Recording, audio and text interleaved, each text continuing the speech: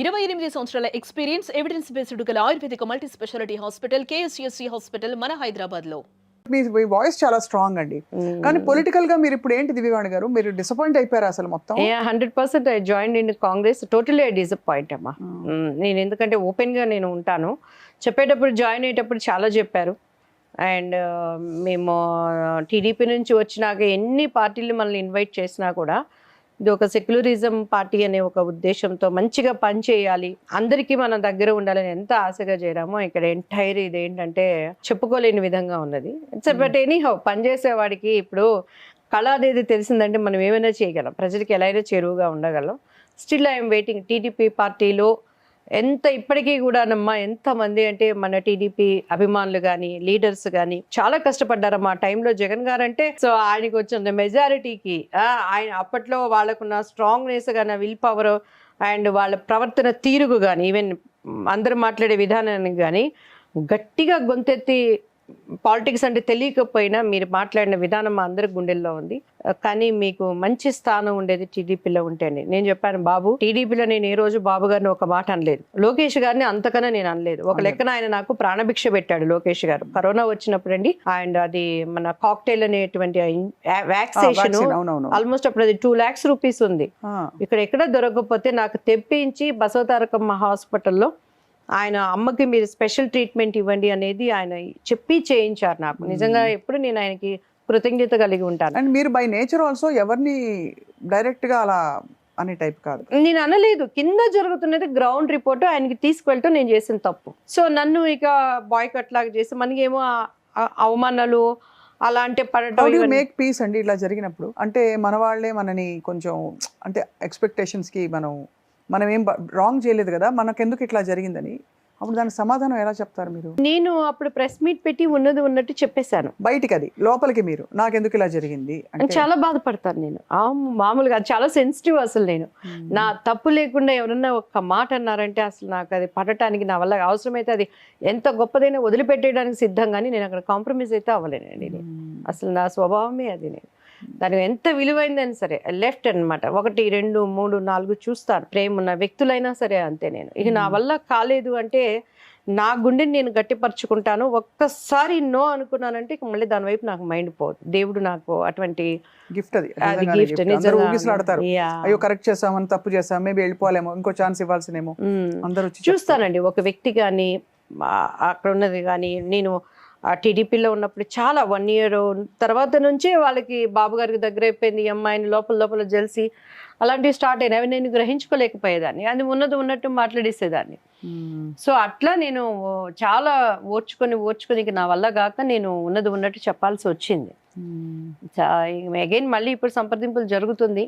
మళ్ళీ రమణ ఇక్కడ తెలంగాణకు కానీ మెయిన్ పర్సన్స్ మాట్లాడుతున్నారు. సో ఐ హ్యావ్ టు మంచి నాకు ఇక్కడ ఇవన్నీ కాదు కానీ నేను అప్పుడు అంబికా కృష్ణ గారు డైరెక్ట్ బాబు గారితో మాట్లాడి జాయిన్ అయ్యాను.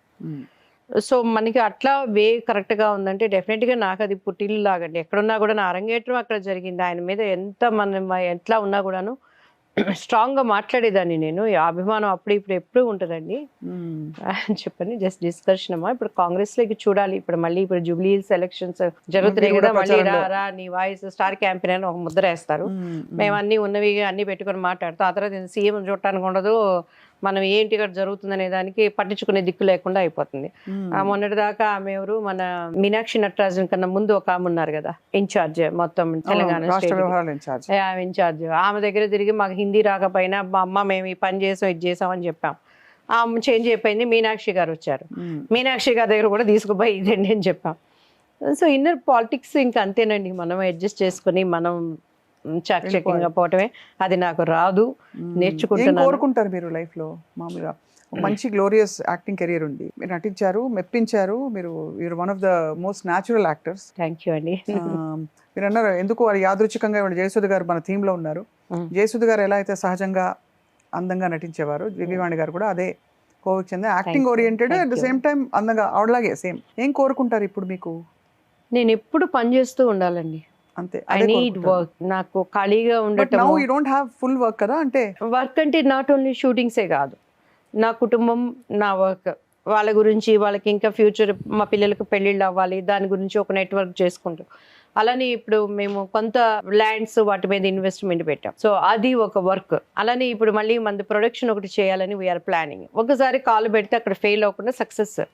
సో దానికి కావాల్సిన కరెక్ట్ పర్సన్స్. ఈరోజు పూజిత గారని నాకు మంచి షీఈ్ మై వెల్ విషరు, చాలా ఆమె సోషల్ వర్క్ అంతా చేస్తూ ఉంటారు. ఇవాళ మార్నింగ్ ఢిల్లీ నుంచి కాల్ చేశారు. కాల్ చేసిన వెంటనే దివ్యమ్మ మీకు ఒకటి చెప్పాలని చాలా రోజుల నుంచి, చెప్పండి పూజిత గారు ఏంటమ్మా అంటే, మొన్న నేను ఢిల్లీ వెళ్తూ ఉన్నానమ్మా, శ్రీలంక నుంచి కొంతమంది టీం వచ్చారు. సో వాళ్ళతో మేము మామూలుగా ఫ్లైట్ ఇంకా డిలే మాట్లాడుతున్నప్పుడు ఒక 20-30 మంది టీము వాళ్ళు సడన్ గా తీసి మీ ఫోటో చూపించారు వాళ్ళ సెల్ ఫోన్ లో. నేను షాక్ అయిపోయాను. ఈమె నాకు తెలుసండి, నాకు ఇంట్లో లైక్ ఒక ఫ్యామిలీ లాగా అంటే ఒకసారి మాకు ఆమెతో మాట్లాడించండి శ్రీలంక వాళ్ళు. ఎందుకండి అంటే ఆ పెళ్లి పుస్తకం అనే సాంగ్ వాళ్ళు కూడా వింటారంట. ఇది అమ్ముకుట్టియా లేదా పెళ్లి శ్రీరస్తు అదేనా శుభమస్తు. సో ఆ పాట ద్వారా విని మీద ఆ పెళ్లి ఫోటో చూపిస్తున్నారు. దివ్యమ్మ ఒక్కసారి మాట్లాడరా ప్లీజ్ అన్నది. నేను అన్నాను, నేను ఇలా బయట వచ్చున్నానమ్మా, ఇప్పుడు మాట్లాడలేని పరిస్థితి, వాళ్ళలో ఎవరిదైనా ఒక నంబర్ తీసుకుంటే తప్పకుండా నేను మాట్లాడతానని చెప్పాను. సో అట్లా దేవుడు నా తోటి హీరోయిన్స్ ఎంతమంది ఉన్నా కూడా ఒక రికగ్నైజ్ అనేది నాకు ఇండస్ట్రీలో వచ్చేసిందండి. అవును, కరెక్ట్. నీతి నియమాలు కానీ అండ్ ఇంకొక విషయంలో ఎక్కడ ఒక మచ్చ అనేది లేకుండా రావడానికి మా తల్లిదండ్రులు, అమ్మగారు ఎస్పెషల్లీ, నా తోబుట్టువులు నాకు ఒక పిల్లర్ వేశారు. బయట నాకు ఎప్పుడు ఎవ్వరు ఫ్రెండ్స్ ఉండరండి. నాకు చాలా కోపం వస్తుంది. ఎవరన్నా ఇప్పుడు సపోజ్ స్వప్న గారు ఎవరికన్నా ఫోన్ చేసి దివ్యవాణి గారు నాకు చాలా క్లోజ్ అంటే రియల్లీ అప్రిషియేట్, ఎస్ అండి అంటాను. ఎవరో ఎక్కడో కనపడతారు, ఒక సెల్ఫీనో ఎక్కడో తీసుకుని ఎక్కడ ఎవరి ద్వారా నంబర్ పట్టుకుంటారు, బయటికి వెళ్ళిపోయి ఫోన్ లాంచ్ చేస్తారు. దివ్యవాణి గారు మాకు చాలా క్లోజ్ అండి అని చెప్తారు. అది ఇంట్లో వాళ్ళకి కానీ ఎవరు కానీ, ఎందుకంటే నాకు తెలుసు నేనేంటో నా కుటుంబీకులకు తెలుసు.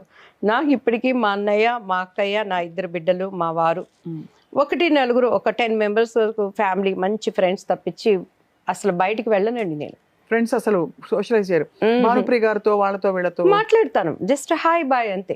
ఎందుకంటే అట్లా అలవాటు అయిపోయింది. నా కుటుంబీకులు నాకు ఏమైనా తీర్చలేకపోతే ఫ్రెండ్స్ కావాలి, మా అక్కతో కబుర్లు చెప్పుకుంటాను, పొద్దున్న లేస్తే ఏమైంది ఏంటి ఎట్లా అని. అలానే పిల్లలతో సరిపోతుంది. ఇప్పుడు అన్నెసరీ ఫ్రెండ్షిప్స్ ఉండటం వల్ల అన్నెసరీ ప్రాబ్లమ్సే నాకు తెలిసి. ఎలాగా అంటే ఫర్ ఎగ్జాంపుల్ ఒకళ్ళ అభిప్రాయాలు నచ్చవు, ప్రైవసీ ఉండదు. ఇప్పుడు జనరేషన్ అంతా ఏమైపోతుందండి, మందు పొందు విందు అలా ఉన్నారు. వాటి మూడింటికి మేము దూరము.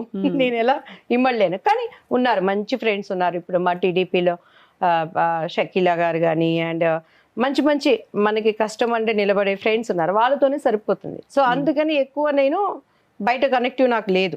సుమన్ టీవీలో మీ పర్సనల్ అండ్ బిజినెస్ ప్రమోషన్స్ కోసం కింది నెంబర్కి కాంటాక్ట్ చేయండి.